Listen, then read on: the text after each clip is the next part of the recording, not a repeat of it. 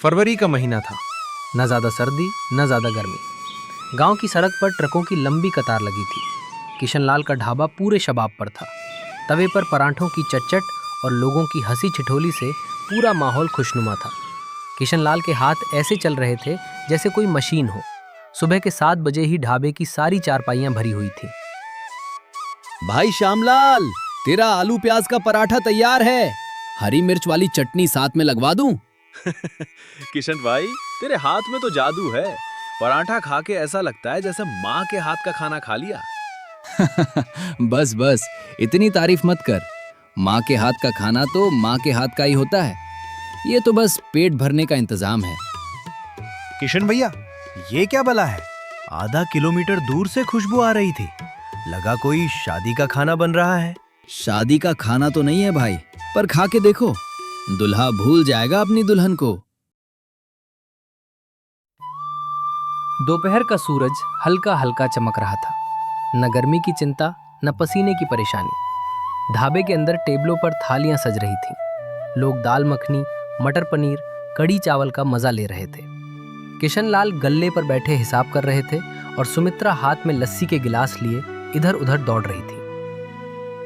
सुनो जी, आज तो सारी दाल खत्म हो गई, दोबारा बनानी पड़ गई। बनने दे पगली, जितनी ज्यादा खत्म होगी उतनी ज्यादा फिर बनेगी, और जितनी ज्यादा बनेगी उतना ज्यादा मुनाफा होगा। ओए होए ओए भैया, क्या दाल बनाई है आपने, बिल्कुल घर जैसी। क्या ही तड़का लगाया है, मजा आ गया। तड़के में मेरी सुमित्रा का हाथ है भाई, मैं तो बस पराठे सेकता हूँ। चुप रहो जी, लोग क्या सोचेंगे। रात के 9 बज रहे थे। ढाबे पर बिजली की रोशनी से पूरा नुक्कड़ जगमगा रहा था। कुछ ट्रक ड्राइवर चारपाई पर लेटे थे, कुछ बैठे बीड़ी पी रहे थे। किशनलाल दिन भर की कमाई समेट रहे थे। उनकी आंखों में थकान से ज्यादा संतोष था। सुमित्रा बर्तन मांजते हुए गुनगुना रही थी। सुमित्रा, सुन तो, इस महीने का हिसाब लगाया तो पिछले 3 महीने का रिकॉर्ड टूट गया। अच्छा, तो फिर अब मेरी मांग पूरी करोगे? बोल, क्या चाहिए? चांद तो तोड़ नहीं सकता, बाकी सब हाजिर है। चांद नहीं चाहिए, बस घर की टूटी खिड़की ठीक करवा दो। सर्दियों में कपकपी छूटती है। चलो, तुमने कह दिया तो अब कल ही बड़ई को बुलाता हूँ। तेरी खिड़की पक्की करवा दूंगा। सुबह का सूरज खिड़की से झांक रहा था। किशनलाल का घर छोटा जरूर था, पर उसमें सुकून बहुत था। आंगन में तुलसी का पौधा था और दीवार पर पुरानी तस्वीरें। किशनलाल चाय की चुस्की ले रहे थे और सुमित्रा पूजा की तैयारी कर रही थी। माहौल बिल्कुल शांत और सुहाना था। सुमित्रा, ये मौसम कितना अच्छा है ना, न ठंड न गर्मी, बस ऐसा ही रहे साल भर। हाँ जी, ऐसा मौसम तो बस 2-4 महीने ही रहता है, फिर तो या तो हाड़ कंपाने वाली ठंड या फिर जान निकालने वाली गर्मी। चल छोड़ ये सब, अभी तो सब अच्छा है। आज तुझे बाजार ले जाऊंगा, तेरी पसंद की चूड़ियां दिलवाऊंगा। सच? अरे वाह, ये तो बहुत अच्छी खबर है। फिर मैं अभी जल्दी से तैयार हो जाती हूँ, उसके बाद हम दोनों बाजार चलेंगे और सुंदर सुंदर चूड़ियां खरीदने चलेंगे। औरत का बाजार जाने का उत्साह कभी कम नहीं होता। चाहे घर में 5 जोड़ी चूड़ियां पड़ी हों, फिर भी कहेंगी बस देखने चल रहे हैं। और जब बाजार पहुंचेंगी तो देखने के साथ आधी दुकान भी पसंद आ जाएगी। अरे आप भी ना, जब देखो तभी मेरा मजाक उड़ाया करते हैं। मैं तो बस 2 चीज लेने की बात करती हूँ और आप पूरे बाजार का हिसाब लगाने बैठ जाते हैं। अच्छा चलिए, आज ज्यादा मत बोलिए, नहीं तो चूड़ियों के साथ आपके लिए भी कुछ खरीद लूंगी। रात का समय था। किशनलाल और सुमित्रा खाना खाकर आंगन में बैठे थे। आसमान में तारे टिमटिमा रहे थे। ठंडी हवा चल रही थी। किशनलाल तंदूर की रोटी का आखिरी टुकड़ा चबा रहे थे और सुमित्रा पास बैठी चुपचाप उनसे बातें सुन रही थी। आज की दाल इतनी स्वादिष्ट थी कि पेट भर गया, पर मन नहीं भरा। तुम्हारा पेट तो कभी भरता ही नहीं, हर बार एक रोटी ज्यादा खा लेते हो। अच्छा खाना मिले और पेट ना भरे तो क्या फायदा। आज तो खाना इतना स्वादिष्ट था कि मन खुश हो गया। चलो अब सो जाते हैं, काफी रात हो गई है। कल सुबह जल्दी उठना है, फिर काम पर भी जाना है। हाँ जी चलो, रात भी बड़ी अच्छी है, ठंडी ठंडी हवा चल रही है। आज तो नींद भी बड़ी अच्छी आएगी। लेकिन वो कहते हैं ना कि अच्छे दिन ज़्यादा नहीं टिकते। फरवरी गई, मार्च गया, अप्रैल गया और मई आते आते सूरज ने अपना रौद्र रूप दिखाना शुरू कर दिया। और फिर जून का वो पहला हफ्ता आया जब लगा आसमान से आग बरस रही है। लू के थपेड़े ऐसे चल रहे थे जैसे कुदरत किसी से नाराज़ हो। सड़कें सूनी पड़ी थी। जहाँ कभी ट्रकों की कतारें लगती थी, अब वहाँ सिर्फ मिट्टी उड़ती थी। किशन लाल का ढाबा बिल्कुल सूना पड़ा था।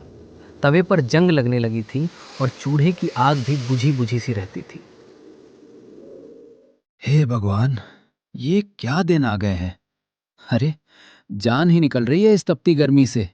ऐसा लग रहा है जैसे बदन से सारी ताकत पिघल कर बह रही हो। सांस लेना भी भारी पड़ रहा है। लगता है आज तो सूरज खुद धरती पर उतर आया है और आग बरसा रहा है। सुनो जी, आज सिर्फ 4 रोटियां बची हैं। कल के लिए आटा भी नहीं है। समझ नहीं आ रहा क्या करे। धंधा तो पूरा ठप पड़ गया सुमित्रा। लोग घरों से बाहर निकलने की हिम्मत नहीं कर रहे। ऐसी गर्मी तो कभी देखी नहीं। इतने दिनों से धावा ठप पड़ा है। अगर ऐसा ही चलता रहा तो कुछ ही दिनों में हमारे खाने का ठिकाना भी खत्म हो जाएगा। पता नहीं भगवान हमारी कब सुनेंगे। मेहनत करने को तैयार है, मगर ये हालात ही साथ नहीं दे रहे। अगर जल्दी कुछ रास्ता नहीं निकला तो घर चलाना भी मुश्किल हो जाएगा। इस साल गर्मी इतनी पड़ी थी कि जीना मुश्किल हो गया था। घर के अंदर भी कहर बरपा हुआ था। दीवारें तवे की तरह तप रही थीं और आंगन में पैर रखते ही तलवे जलने लगते थे। ऐसे में किशन लाल के घर का एकमात्र सहारा था छत पर लगा वो पुराना पंखा, जो पिछले 20 साल से घर की शान बना हुआ था। मगर आज उसने भी साथ छोड़ दिया। जैसे ही स्विच दबाया, पंखे ने एक कराहती सी आवाज निकाली और बंद हो गया। बस फिर क्या था, पूरा घर भट्टी बन गया। सुनो जी, ये पंखा भी बेवफा निकला। इस गर्मी में साथ छोड़ गया हमारा। अरे ये तो 20 साल से चल रहा था। बेचारे ने आज जवाब दे दिया। उम्र हो गई थी इसकी। हाँ, उम्र हो गई, पर इस गर्मी में इसका जवाब देना ठीक नहीं था। अब बताओ कैसे सोएंगे रात को? चिंता मत कर, यहाँ आसपास तो कोई दुकान है नहीं। मैं इसे शहर ले जाकर ही ठीक करवाता हूँ। शायद वहाँ कोई अच्छा मिस्त्री मिल जाए। ठीक करवाने के पैसे कहाँ से लाओगे जी? जेब तो पूरी खाली है। खाने के भी लाले पड़े हैं। भगवान कुछ न कुछ रास्ता निकालेगा ही। पहले पंखा तो ठीक करवा लाऊं, रात को सोना भी तो है। किशनलाल पुराने पंखे को साइकिल पर बांधे शहर की ओर चले जा रहे थे। सिर पर सूरज ऐसे तप रहा था जैसे सिर पर तवा रख दिया हो। पसीना ऐसे बह रहा था जैसे नल खुला हो। सड़क पर कोई नहीं था। दूर दूर तक सन्नाटा। पेड़ भी सूखे से खड़े थे। किशनलाल बड़बड़ाते जा रहे थे। हे राम, ये कैसी मुसीबत है। ढाबा बंद, खाने को नहीं, ऊपर से पंखा भी खराब। भगवान, क्या पाप किया था मैंने। किशनलाल खुद से बड़बड़ाते हुए शहर की ओर चलता गया।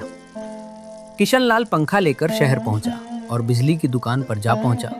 उसने देखा कि दुकानदार की दुकान बड़ी शानदार थी। चारों तरफ चमक रही थी। नए नए सामान सजे थे और दुकान दूर से ही दमक रही थी। मिस्त्री जी, कैसे हैं हालचाल आपके? मिस्त्री जी, ये पंखा देख लो, बिल्कुल अरियल हो गया है। अरे किशन भाई, ये तो पूरा खटारा है। इसकी वाइंडिंग जल गई है। ठीक करने में 150 रुपए लगेंगे। 150? इतने में तो आधा नया पंखा आ जाएगा भाई। जरा देख लो, कोई जुगाड़ लगा दो। बस इस गर्मी भर चल जाए, फिर आगे का देख लेंगे। जुगाड़ का जमाना गया भाई। अब तो देखो एसी का जमाना है। पूरा शहर गर्मी से मर रहा है और मेरी दुकान पर एसी बेचने की लाइन लगी है। ये क्या बला है भाई? ये कैसी चीज है जो पूरा शहर यहाँ धंधा कर रहा है? ये तो पंखे से भी अजीब दिख रहा है। तभी मिस्त्री ने एक एसी का रिमोट उठाया और बटन दबाया। एसी का पंखा खुला और उसमें से बर्फ जैसी ठंडी हवा निकली। वो हवा सीधी किशनलाल के पसीने से भीगे चेहरे पर पड़ी। किशनलाल को लगा जैसे किसी ने उन्हें जन्नत में खड़ा कर दिया हो। आंखें अपने आप बंद हो गईं। चेहरे पर मुस्कान आ गई। अरे बाप रे बाप, ये क्या है भाई? कमाल की चीज है ये तो। अरे वाह, ऐसा लग रहा है जैसे सर्दियां फिर से वापस आ गई हों। यही तो कमाल है इसका। इसे एसी कहते हैं, अंग्रेजी में एयर कंडीशनर। ये गर्मी को ठंडा कर देता है। भाई ये तो बड़ी बढ़िया चीज है। अगर ये मेरे ढाबे पर लग जाए तो मजा ही आ जाए। ढाबे पर? पागल हो गया क्या? ये 25,000 का है, तू तो 150 रुपए नहीं दे सकता। नहीं भाई, मेरा मतलब है अगर ढाबे पर ठंडी हवा होगी तो लोग आएंगे नहीं क्या? इस गर्मी में सबको ठंडी जगह चाहिए। किशनलाल बिना पंखा ठीक करवाए घर लौटे। सुमित्रा हैरान थी। पंखा वैसा का वैसा था और किशनलाल के चेहरे पर अजीब सी चमक थी। अरे जी, ये पंखा ठीक क्यों नहीं करवाया? रात को इस गर्मी में कैसे सोएंगे? सुमित्रा, एक बात बता, अगर ढाबे पर ठंडी हवा आने लगे तो? ठंडी हवा? इस भयंकर गर्मी में क्या सपना देख रहे हो? सपना नहीं, हकीकत। आज शहर में एक चीज देखी, एसी। उसमें से बर्फ जैसी हवा निकलती है। मैंने सोचा क्यों ना हम भी ढाबे पर एक एसी लगा लें। एसी? ये क्या चीज होती है? किशनलाल, तुम सठिया गए हो क्या? सुमित्रा को लगा किशनलाल का दिमाग गर्मी से पिघल गया है। उन्होंने किशनलाल को ऐसे देखा जैसे वो पागल हो गए हो, लेकिन किशनलाल अपनी ही धुन में मगन थे। उनकी आंखों में एक नई चमक थी। भगवान, इनका दिमाग तो गर्मी ने पूरा पका दिया। खाने के पैसे नहीं है और इन्हें एसी लगवाना है। सुन तो सही पगली, इस गर्मी में लोग कहाँ जाएंगे? जहाँ ठंडक होगी वहीं तो आएंगे ना। हम एसी लगाएंगे और लोग खुद चल कर आएंगे। पर जी, इतने पैसे कहाँ से आएंगे? घर का खर्चा चलाना ही मुश्किल हो रहा है, ऊपर से ये नया खर्चा कैसे उठेगा? कल ही गहने गिरवी रख दूंगा। ये दांव खेलना पड़ेगा सुमित्रा, या तो डूबेंगे या पार लगेंगे। अगले दिन किशनलाल ने अपनी बात पर अमल किया। सुमित्रा के कानों की बालियां गिरवी रखी और कर्ज लेकर एक सेकंड हैंड एसी खरीद लिया। मिस्त्री बुलाकर ढाबे की दीवार पर एसी लगवा दिया। बाहर से बंद दिखने वाला ढाबा अंदर से स्वर्ग बन गया।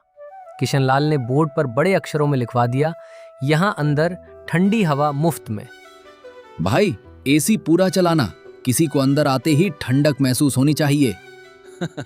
बिल तो भरना पड़ेगा भाई। एसी का बिल पंखे से बहुत ज्यादा आता है। अरे पहले ग्राहक तो आने दे, जब भीड़ लगने लगेगी ना तब बिल भी आराम से भर देंगे। अभी तू बस चिंता छोड़ और मेरा भरोसा रख। दोपहर का सूरज सिर पर चढ़ा था। गर्म हवा के थपेड़े चल रहे थे। तभी दूर से 2 साइकिल सवार आते दिखे। वो पास आए और ढाबे के बोर्ड पर लिखा वाक्य पढ़कर ठिठक गए। यहाँ अंदर ठंडी हवा मुफ्त में? पढ़कर दोनों एक दूसरे को देखने लगे। अरे भाई, ये क्या लिखा है जी? ठंडी हवा, वो भी मुफ्त में? कुछ समझ नहीं आया। मजाक वजाक तो नहीं है ना? चल अंदर देखते हैं। झूठ होगा तो वापस आ जाएंगे, सच होगा तो भगवान का दिया सब कुछ है। दोनों राहगीर जैसे ही ढाबे के अंदर घुसे, ठंडी हवा ने उनका स्वागत किया। पसीना जैसे जम गया। दोनों की आंखें फैल गईं। अंदर किशनलाल मुस्कुराते हुए खड़े थे। अरे बाप रे, ये तो सच में ठंडी हवा है। बाहर तो भट्टी जल रही थी और अंदर कश्मीर लग रहा है। भैया, ये क्या लगा रखा है दीवार पर? ये एक ऐसी चीज है जो पूरा ढाबा ठंडा कर रहा है। भाई, ये एसी है, गर्मी में ठंडी हवा का मजा देता है। इसी बात पर अब बैठो और खाना भी मंगवा लो। इतनी ठंडी हवा में तो भाई 2 की जगह 4 पराठे खाएंगे। जरा खाने का ब्यौरा लाओ, आज जमकर खाएंगे। पहले 2 राहगीरों ने बाहर जाकर ऐसा प्रचार किया कि देखते ही देखते बात आग की तरह फैल गई।